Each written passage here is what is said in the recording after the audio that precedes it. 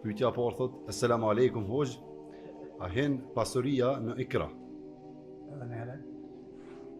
A hyn pasuria në ikra? Unë po mendoj se, po dhe më thonë, nëse të kërcënojnë me ta marrë pasunin, a llogaritet presion, dhunë, nëse është kështu. Dhe përgjigja është nuk hyn. Ikra është dhuna për të cilën lejohet me shqiptue fjalë të kufrit. Kjo është ikra.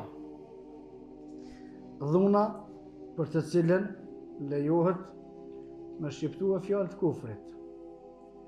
Kohën e pejgamberit sallallahu alaihi wasallam i kanë zonë mushrik 2 sahabi.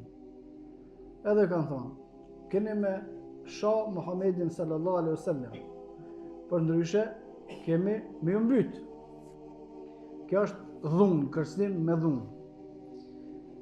Njëri sahabi nuk ka pranuar me ofendue pejgamberin sallallahu alaihi wasallam dhe e kanë mbyt.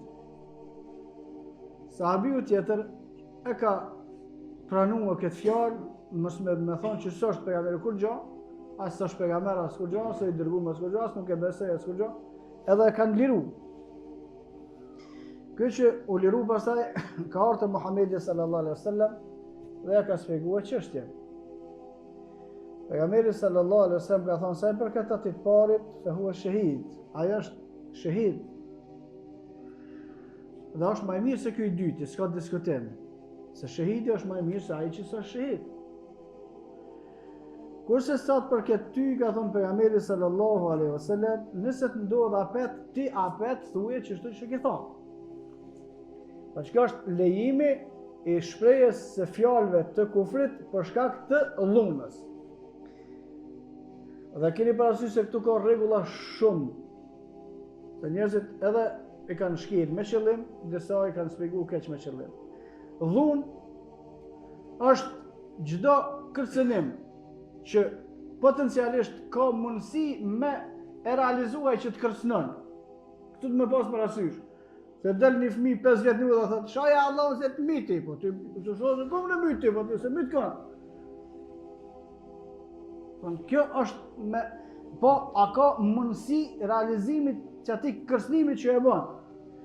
E para, e dyta, kërcënimi që e bën, kanë thonë dietar, duhet me qenë kërcënim për jetë ose kërcënim për gjymtim serioz të përjetshëm.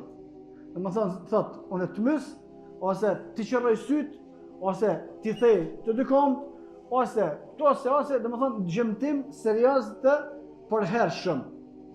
Në që të dy raste lejohet me shqiptu fjalën e kufrit. Ama e tatë thuje ti kufrin, nëse se thua ti jap 5 shuploka, po anë vëllai se 5 shuploka janë shumë. Merë që thua, hajtë se ka lënë se nuk o bë kiameti. Për këtë pastaj dikush e ka kërcënimin me pasuni, tash në këtë rast. Ajtë thot për shembull me shqiptua kufrin ose me bë kufrin qoftë jetë për gjykim ose të tjera.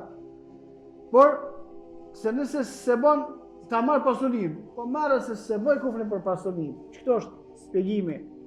As burgimi nuk bën pjesë të dhuna, as marrja pasurisë nuk bën pjesë të dhuna për shkak se s'ka bën ty fizikisht ai kur gjë. Kërcënimi me dhunë, i cili e lejon shqiptimin ato, vetëm shqiptimin, jo veprimin, se s'lejohet me bë veprat e kufrit hiç, edhe nëse të myt, edhe nëse çka do të bën.